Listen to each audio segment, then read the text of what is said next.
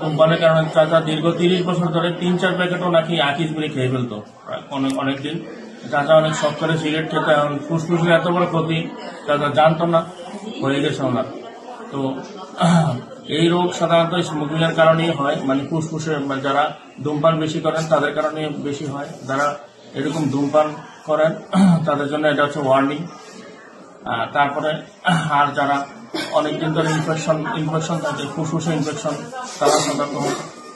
যারা industrial worker, বিভিন্ন tobacco অথবা স্মোকিং টোবাকো জোনে কাজ করেন তাদের হতে পারে। তারপরে সুতার মিলে, তারপর যারা লেদার ফ্যাক্টরি বিভিন্ন জায়গায় তাদের হতে পারে। তো যারা এরকম করেন তারা অবশ্যই মাস্ক ব্যবহার করতে হবে। আর চাচার ক্ষেত্রে যেটা পরে আমরা চাচার চিকিৎসা দিলাম। আর এই ফুসফুসের রোগের থেকে আমাদের হার্টের রোগও হতে পারে। অলরেডি চাচার এক্সরেতেও আমরা ইসিজিতেও আমরা সমস্যা, ইসিজিতে সমস্যা চলে আসছে। চাচার ফুসফুস থেকে ইসিজিতে সমস্যা হতে পারে। ইসিজির সমস্যা অলরেডি আইসা পড়ছে, তার টেকিকার্ডিয়া আছে, পিওএপ ইনভার্সন আছে। তো আমরা হার্টের ওষুধ থেকে দিয়েছি। আবার ফুসফুস থেকে আবার যখন হার্টের সমস্যা হয় তখন আবার পায়ে পানি চলে আসতে পারে। তো এই রোগ সম্পর্কে চিকিৎসা দিয়েছে। আর ওনার যেটা প্রিভেনশনের ক্ষেত্রে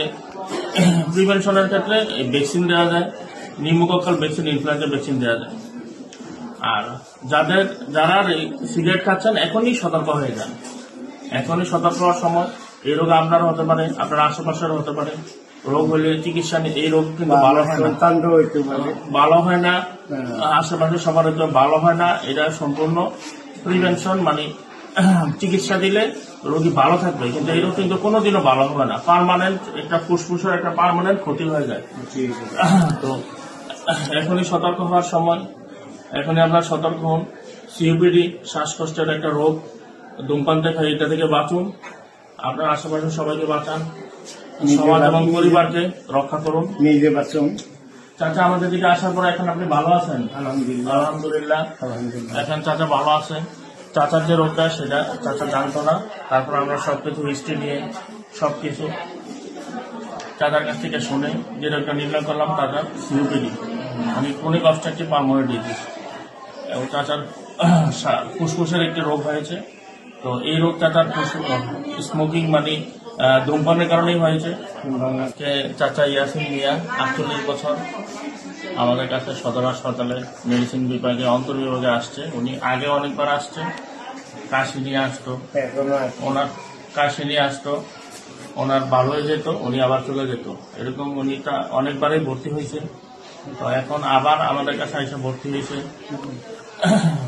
2 দিন হয়েছে চাচা আসছে। চাচার মূল সমস্যা হচ্ছে কাশি এবং মাথা ব্যথা, জ্বর আসে, মাঝে মাঝে বুকে চাপ দিয়ে থাকে, কাশির সাথে অনেক সময় রক্ত বের হইতো।